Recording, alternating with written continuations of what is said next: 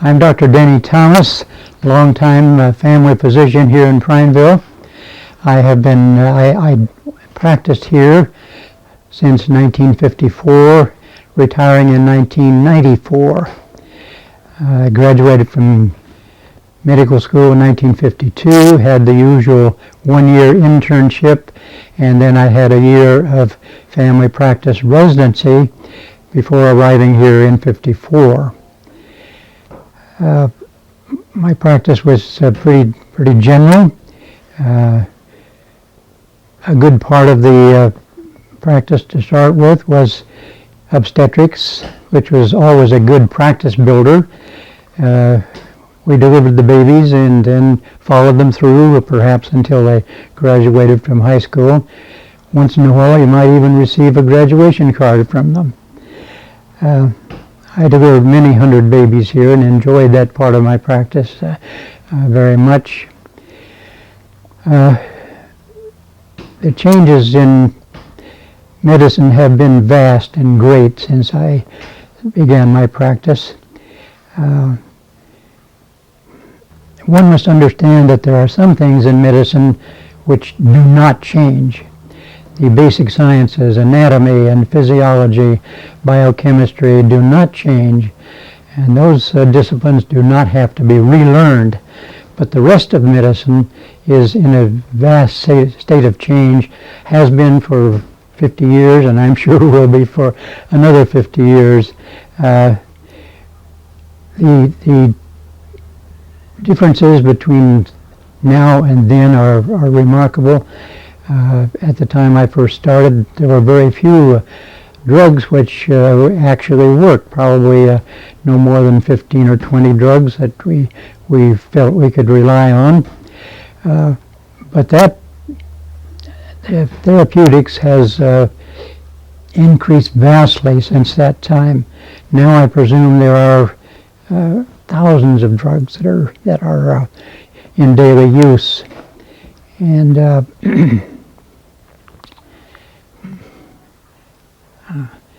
I'm sorry, had something else in mind. It is now possible to tailor individual drugs to illnesses, and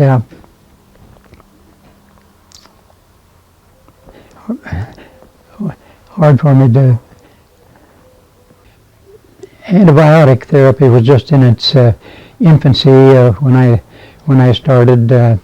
Penicillin was on the scene thanks to an English physician named Dr. Fleming. I believe it came on the scene in 1929, and it was widely used during World War II. Sulfa, of course, had been here for 75 years, I suppose. But the mycin drugs came along in the 50s, and from then on there was just a steady proliferation of new and better drugs. Now we must have thousands out there. But we have not yet reached utopia, because there are still some illnesses which defy treatment. We've all heard of the recent Ebola virus. There is no satisfactory treatment for that. The mortality rate is 30 or 40%. They are struggling with a vaccine for Ebola. And AIDS, while it can now be controlled with antiretroviral drugs, it cannot be cured. And we do have some tough bugs out there that are defying solution. We have a drug called MRSA, which has been plaguing St. Charles Hospital in Bend in the past, and that MRSA stands for methicillin-resistant Staph aureus, and they've arrived at the point where no antibiotic will handle that drug, but there may be a solution eventually. As far as diagnostic aids go, there are thousands now which the field of radiology has just exploded, and we now have scans, MRIs, CT scans, and those images produced by the scans are remarkable in their clarity. It's almost looking like a textbook. So that's been a remarkable change. When I first came, the little town of Mitchell over in Wheeler County had no physician. They hadn't had for many years, I think. But at that time, there were 3 sawmills going. Hudspeth Sawmill was running 2 shifts at that time, and there were 2 or 3 other mills in the neighborhood, and there were a lot of people in Mitchell. And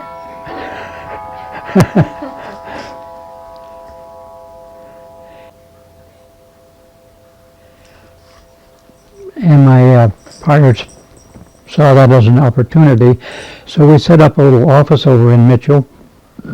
And from 1954 to 1958, I went over 1 day a week and serviced the Mitchell community.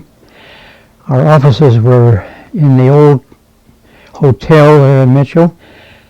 The waiting room of the hotel was, or the lobby of the hotel was our waiting room.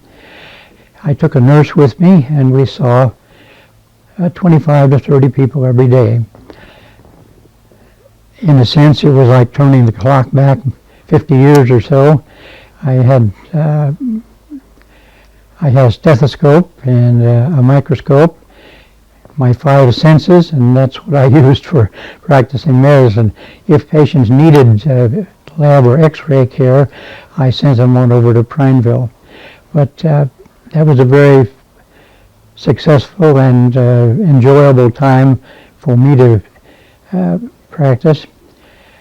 The community, I think, loved us very much. We had luncheon invitations out 3 or 4 weeks ahead, and made many good friends over there. There were always house calls when we finished up. Somebody out in the boonies would want me to come out, and which I did, of course, and that was all part of it. But after 4 years, the mills started closing one by one, and I eventually closed my practice. But many of those Mitchell folks stayed with me, and I continued to see them in Prineville for years and years. I still have many good friends in the Wheeler County, and I loved it very much. When I came in 1954, the Pioneer Memorial Hospital was relatively new, having been built in 1950. The community was all very proud of the hospital because it had been done without any federal fund intervention. The hospital cost $300,000, which was a large sum in 1950. But it served us very well for many years. I always had a few patients in the hospital with varied sort of illnesses. I delivered 4 or 5 babies a month for many years there. In those days, we kept the mothers for about 3 days, sometimes 4 days. Now I understand they're being discharged even on the day of their delivery. I was always very fond of our little hospital here. I thought we did a very good job. Our statistics were good. We had very few infections or any serious problems. We had a variety of supervisors, some good, some not so good. But overall, my feeling about the hospital was very positive, and I realized that hospitals do age and even perhaps become obsolescent, and it is time for Pioneer Memorial to be replaced, as is being done now by St. Charles. I'm hoping that we will have as good an experience with our new hospital as we did with in the past. Pioneer Memorial Hospital did have an emergency room, and it was staffed by the local staff. Each of us took a week on the ER call, and we saw everything that came through on an emergency basis. If we could handle it, we did so. If it was too tough, we referred the patients on over to St. Charles and Bend. But eventually, the ER was staffed by full-time physicians who did nothing else. But originally, the medical staff here took care of the ER.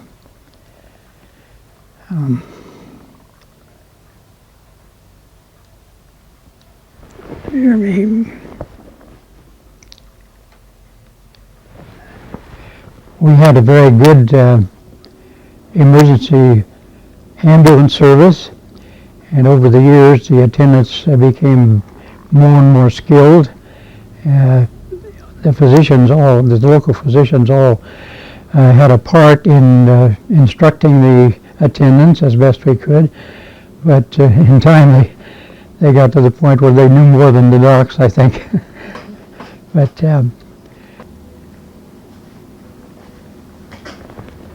we did a lot of surgery in our hospital, and our chief surgeon and my very dear friend and mentor was Dr. Elon Wood, and I assisted him with his surgeries for probably 25 years. He did a great job for the things that he attempted, and I think our patients got along very, very well. There was hardly any post-op infections. Everything usually went quite smoothly.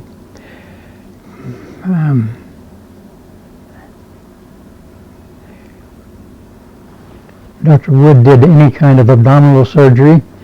Of course, at that time, before the laparoscope, the abdomen had to be open completely, but we took care of gallbladders and peptic ulcers and bowel obstructions, and of course appendectomies, and did a lot of hernia repairs too. But my impression overall is that that part of the practice went very, very well. As the hospital ran into some tough financial problems in the early 80s, and at that time there was a concern about possibly putting the hospital on the tax rolls, but instead the hospital foundation was designed, and we had a huge auction every year to raise funds, and I think with those funds we were able to keep the hospital fairly contemporary, upgrading the surgery, the ER, the obstetric wing, and so on. And so that hospital foundation played a big part in keeping us going for many years.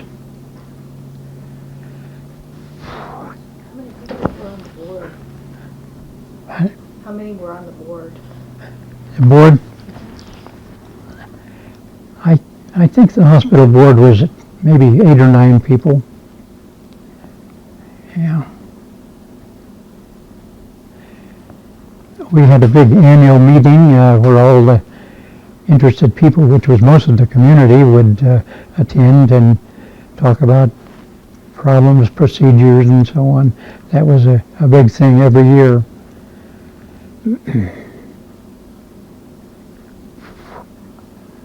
Surgical practice now is entirely different, primarily because of the laparoscopic surgery, which came along probably in the 70s or 80s, I think.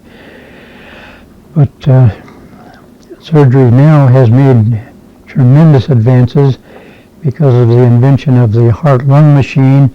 Almost any procedure on the heart is now possible, up to and including total heart replacement.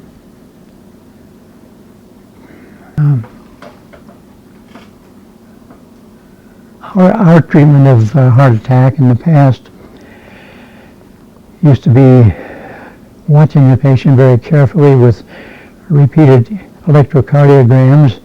That was before the intervention of stents and things like that.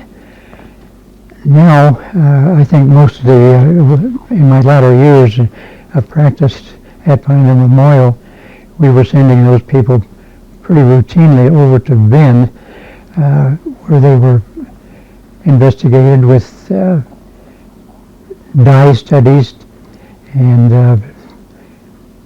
often a placement of stents in the heart vessels.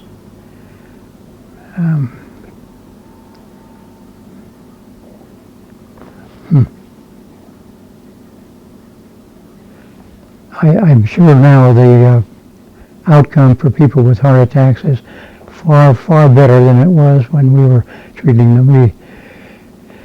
We were state of the art as far as did what we could, what was available, but we didn't have the advanced stuff that's present there now.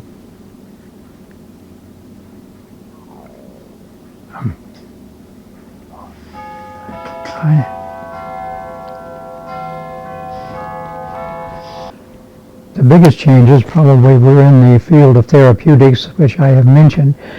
The vast increase in the number of effective drugs versus the 2 or 3 dozen that we had when I started. That has been a huge advance, and the huge proliferation of diagnostic studies, the various scans and ultrasounds and so on that assist in diagnosing nowadays. I can remember one incident where there was a 2 or 3 car crash out on the Madras Highway somewhere, and there were, I think, 5 or 6 injured people who were all brought to the hospital, and our entire staff, all 4 or 5 of us, came up, and each of us took care of one of the patients, and some went to surgery. We assisted there, but of that bunch that were injured, I think they all survived, perhaps with a few scars, but I think that was a great effort for the entire staff pulled together and helped out these people.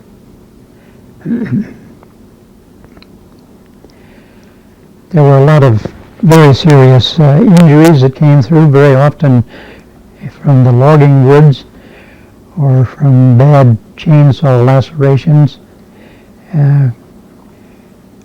Early on, we handled most of those things here ourselves. A little later in my practice, I think we tended to refer because Bend got more and more specialists, and it was probably better for the patients that we got to move there to Bend. But early on, we did almost all of, there were very few referrals, and we took care of everything here as best we could.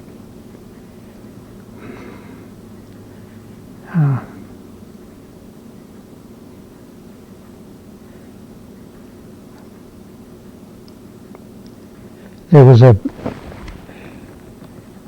were no jealousies, I don't believe, between the medical staff, and if one of us needed assistance from another, he came and willingly gave his assistance and help. There was never a problem of, there were no prima donnas here at that time.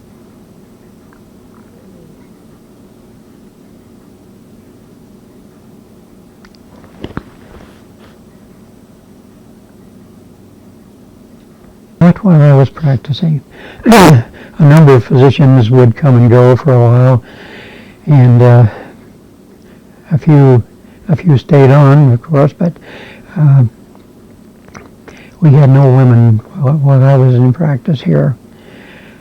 I don't think there was any prejudice against them necessarily, but nobody applied for admission to our staff that I know of.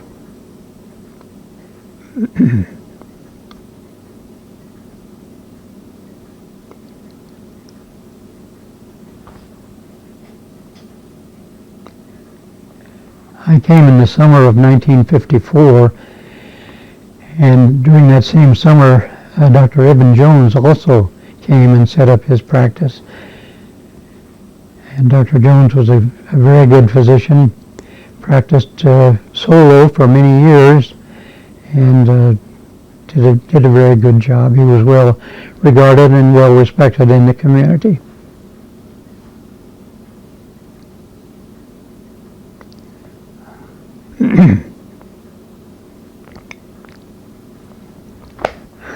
Can't think, Ron.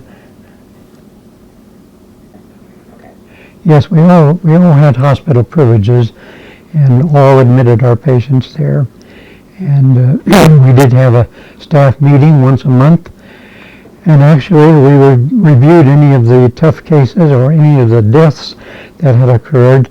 The attending physician would get up and tell the rest of the staff exactly what he had done and why the patient died. And so we kept pretty close track of the quality of care here, I think. One of the physicians was appointed each year as the chief of the staff, and he was the head of the half a dozen or so that we. But I can remember a time or two saying, "Well, isn't it about your turn to be chief of staff?" "No, I did it last year." But that's. Every death was investigated and critiqued and commented on. The hospital board was around for many, many years, and I think they had a monthly meeting. I was a member of the board for a short time. And they would discuss the finances and perhaps any problems with physicians. And I think since St. Charles has come on the scene, I'm not sure that the board is needed anymore. I have a question of whether Prineville will have any sort of say in the operation of St. Charles. I think we should have some representation on their board or somehow so that we could express ourselves if things were not going quite as well as we thought they should. We all did postgraduate courses, and we read the same journals that our compatriots in the Mayo Clinic read, so we tried to keep up to date with modern medicine, and I think we did pretty well for a small community hospital.